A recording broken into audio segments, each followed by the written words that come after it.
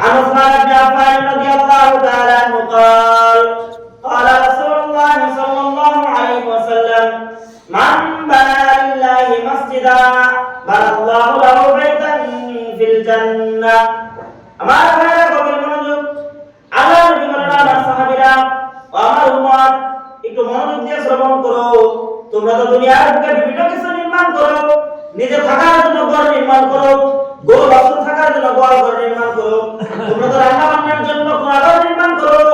তোমরা চলাফেরা করার জন্য রাস্তাঘাট নির্মাণ করো নিজেদের থাকার জন্য বড় বড় অট্টালিকা নির্মাণ করো তোমার ঘর নির্মাণ করলে তোমার জন্য কোনো পুরস্কার নাই তোমার গরু ছাগলের জন্য ঘর নির্মাণ করে তোমার জন্য কোনো পুরস্কার নাই তুমি রাস্তাঘাট কারবার নির্মাণ করবা ভিন্ন কোনো পুরস্কার নাই কিন্তু কোন ব্যক্তি যদি আল্লাহকে সন্তুষ্ট করার জন্য আল্লাহ রাব্বুল আলামিনকে রাজি করার জন্য আল্লাহ রাব্বুল আলামিনের সন্তুষ্টি অর্জন করার জন্য এই পৃথিবীর মুখে কোন ব্যক্তি যদি একটা মসজিদ নির্মাণ করে একটা মসজিদ নির্মাণে সহযোগিতা করে মসজিদের জন্য একটা ফ্যান কিনে দেয় মসজিদের জন্য একটা লাইট কিনে দেয় মসজিদে একটা চেয়ার লাগবে চেয়ার কিনে দেয় মসজিদে একটা ঝাড়ু লাগবে ঝাড়ু কিনে দেয় মসজিদের একটা বদনা লাগবে বদনা কিনে দেয় মসজিদের জন্য যা দরকার তার সামর্থ্য মোতাবেক ব্যবস্থা করে দেয় আল্লাহ নবী বলেন আমার সাহাবীরা ও আমার উম্মত কোন একজন ব্যক্তি যদি একটা মসজিদ নির্মাণের ক্ষেত্রে কোনোভাবে সহযোগিতা করে আমার আল্লাহ রাব্বুল আলামিন ওই ব্যক্তির জন্য তার জান্নাতে একটা ঘর নির্মাণ করে দিবেন সুবহানাল্লাহ যে ব্যক্তি একটা মসজিদ নির্মাণ করবে আল্লাহ রাব্বুল আলামিনকে সন্তুষ্ট করার জন্য আল্লাহ রাব্বুল আলামিন তার জন্য জান্নাতে ঘর নির্মাণ করে দিবেন সুবহানাল্লাহ জান্নাতের ঘর হবে জান্নাতের মতো দুনিয়ার ঘর যেমন দুনিয়ার মতো হয় জান্নাতের ঘর কি হবে জান্নাতের মতো জান্নাতের যে ঘর আল্লাহ নির্মাণ করবেন ইট হবে মণিমুক্তা আমরা যেমন আগে দেখে নেই জীবনে মণিমুক্তার ইট দিয়া বিল্ডিং নির্মাণ করবে আর এই মণিমুক্তার ইট দিয়া নির্মিত বিল্ডিং এর উপরে যে প্রলেপ দিবে আস্তর দিবে এই আস্তর দিবে স্বর্ণ রূপা দিয়ে সুবহানাল্লাহ তো আল্লাহ রাব্বুল আলামিন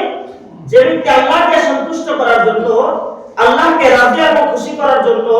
আল্লাহ রাব্বুল আলামিনের সন্তুষ্টি হাসিল করার জন্য একটা মসজিদ নির্মাণ করবে মসজিদের জন্য সহযোগিতা করবে অথবা মসজিদের কোনো জিনিসপত্র কিনে দিবে যে কোনো ভাবে যদি কোনো ব্যক্তি আল্লাহকে সন্তুষ্ট করার জন্য কোনো মানুষকে দেখানোর জন্য না এখন তো আমাদের জন্য কালচার হয়ে গেছে সব লোক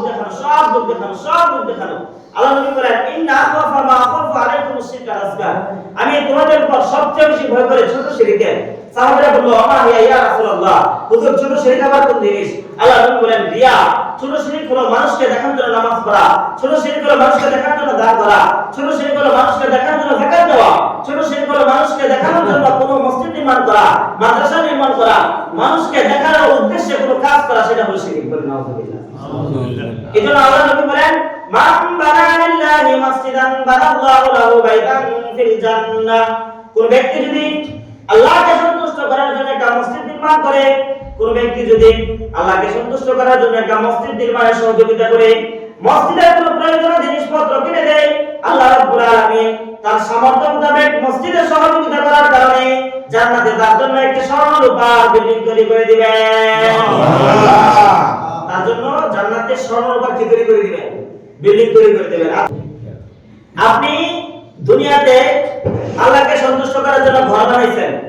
মসজিদ বানাইছেন মসজিদে সহযোগিতা করছেন আপনার জন্য আল্লাহ রাব্বুল আলামিন জান্নাতে ঘর বানায় রাখছে আপনাকে জান্নাতে দেওয়া লাগে না কথা বলেন নাই আপনাকে জান্নাতে দেওয়া লাগে আপনার ঘর যদি আল্লাহ জান্নাতে বানায় থাকে তাহলে আপনাকে কোথায় দিবে জান্নাতে এজন্য এই হাদিস দ্বারা প্রমাণিত হয় কোন ব্যক্তি যদি মসজিদ নির্মাণের ক্ষেত্রে সামান্য